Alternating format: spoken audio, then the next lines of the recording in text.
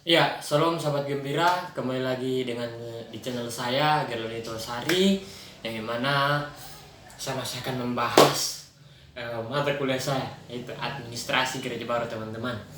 Ya, dan pada video kali ini saya akan membahas tentang dimensi yang keenam atau dimensi yang terakhir, yaitu dimensi evaluasi kinerja gereja. Itu teman, dimensi kinerja gereja.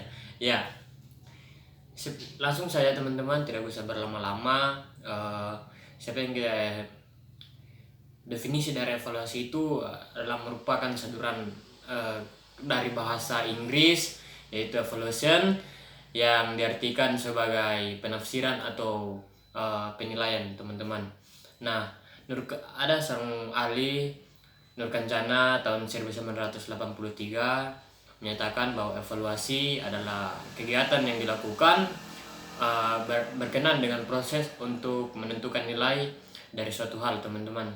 Ya, sementara Raka Joni tahun 1975 menjelaskan bahwa dengan mempertimbangkan beragam faktor yang kemudian disebut flow judgment, yang meliputi apa, siapa, di mana, mengapa, dan kapan. Ya, nah, evaluasi juga memiliki sebuah proses teman-teman, yaitu mempunyai beberapa hal yang akan dibahas, yaitu apa yang menjadi bahan evaluasi, juga bagaimana proses evaluasi, juga kapan evaluasi diadakan. Nah, mengapa perlu diadakan evaluasi teman-teman? Yaitu di mana proses evaluasi diadakan dan pihak yang mengadakan evaluasi tersebut. Berbicara masalah administrasi gereja baru teman-teman, dan untuk mencapai evaluasi tersebut dengan baik diperlukan sejumlah tahapan yang harus dilalui, yakni menentukan permasalahan secara jelas, dan juga mengembangkan pendekatan permasalahan, memformulasikan desain penulisan, dan juga melakukan penelitian lapangan untuk mengumpulkan data dan juga menganalisis data yang diperoleh, dan juga kemampuan menyampaikan hasil penelitian tersebut teman-teman. Nah, tidak lepas dari pernyataan di atas teman-teman, evaluasi dalam administrasi gereja baru adalah membangun dua paradigma atau kerangka pikir untuk membangun evaluasi dalam konteks administrasi gereja baru teman-teman, yakni yang pertama itu adalah kinerja tafsiran terhadap nilai keutamaan dalam konteks gereja baru, yaitu berarti untuk membangun evaluasi kinerja gereja harus sesuai dengan konteks nilai-nilai yang ada pada administrasi gereja baru, khususnya nilai-nilai dari keenam dimensi di dalam administrasi gereja baru. Nah, yang kedua adalah pola pikir yang kedua, yaitu kerangka pikir yang kedua, yaitu kinerja administrasi gereja baru. Maksudnya kinerja instrumen teknotaris teman-teman. Ini poin yang kedua dalam kerangka pikir dalam membangun suatu evaluasi dalam administrasi gereja baru. Poin yang kedua ini adalah kinerja instrumen sebagai instrumen teknotaris teman-teman, yang dimana artinya kerangka pikir ini berkaitan dengan instrumen teoritis atau konsep dan model. Sebagai sebuah kenyataan yang hipotetik begitu teman-teman, dan juga administrasi kerangka pikir ini terbuka terhadap pembaharuan, maksudnya akan selalu berubah sesuai dengan konsep dan model tersebut. Evaluasi kinerja administrasi gereja baru teman-teman juga membangun prinsip-prinsip prinsip-prinsip dasar yang menjadi landasan sebagai sebuah kenyataan, sebagai sebuah untuk menjadi landasan dalam proses evaluasi, yaitu yang pertama adalah Alkitab. Nah, saya sudah menjelaskan di dimensi yang pertama bahwa Alkitab itu menjadi landasan bagi umat Kristen dalam melakukan sesuatu. Nah, di sini juga Alkitab ada kitab suci yang orang yang beragama Kristen yang seperti kita ketahui teman-teman, ya, sekaligus menjadi dasar pedoman dalam melakukan segala sesuatu kita, seperti yang saya bilang tadi.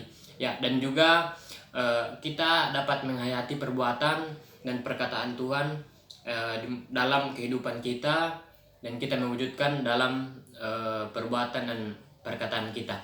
Ya. Dan poin yang kedua teman-teman yaitu doktrin.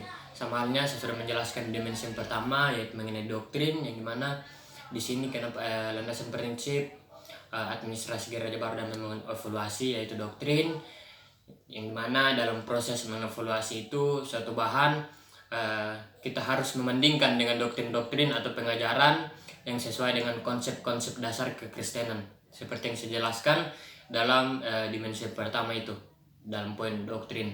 Ya, dalam poin yang ketiga teman-teman yaitu teologi. Ya, mengapa teologi termaksud dalam prinsip evaluasi gereja teman-teman? Ya, karena kelembagaan gereja tidak bisa terlepas dari dasar-dasar teologi. Dimana dengan kata lain bahwa gereja tidak dapat berdiri sendiri tanpa teologi. Seperti dua sisi mata uang.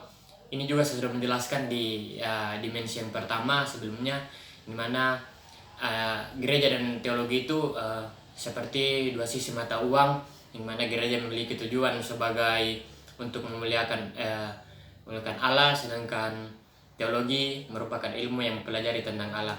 Ya, jadi dua-duanya berfokus kepada satu pribadi yaitu Allah teman-teman. Dan kerangka pikiran ketiga teman-teman yaitu adalah filsafat. Ya, filsafat ini sangat penting ya teman-teman, dapat membantu kita agar lebih mudah menganalisis bahan evaluasi kita secara teliti, dan juga dapat memudahkan kita untuk membangun pertimbangan-pertimbangan sebagai membangun perbandingan sebagai bahan pertimbangan kita nantinya. Ya. Poin yang kelima yaitu metode teman-teman. Ya, dalam untuk melakukan segala sesuatu itu teman-teman yaitu harus mempunyai metode. Dimana dalam proses dan juga proses evaluasi pun harus memiliki metode. Kita perlu menyusun cara demi keberlangsungan proses evaluasi kita sehingga dapat terstruktur dan sistematik teman-teman. Nah, yang terakhir adalah poin yang keenam adalah teori atau teori multidisiplin, yang dimana kita melibatkan berbagai macam teori-teori yang dicetuskan oleh para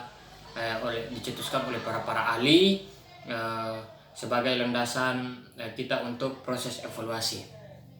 Nah, demikian teman-teman sedikit pengantar dari saya dalam kebijakan dalam dimensi evaluasi gereja, evaluasi kinerja gereja dalam administrasi gereja baru. Ya, kiranya teman-teman dapat paham dengan penjelasan saya yang terbata-bata, tapi mohon maklum, saya minta maaf ketika ada kesalahan atau pengungkapan kalimat yang saya keluarkan dari mulut saya. Ya, saya hanya manusia biasa dan tidak luput dari kesalahan. Saya mohon pamit undur diri teman-teman. Ya, sampai berjumpa di video yang paling terakhir, yaitu video tentang administrasi gereja baru. Jadi di video nanti saya akan menyimpulkan semua dimensi-dimensi itu dalam satu video. Ya, kiranya teman-teman tidak bosan, nantikan saya di video selanjutnya. Ya, salam bahagia dan juga salam administrasi gereja baru.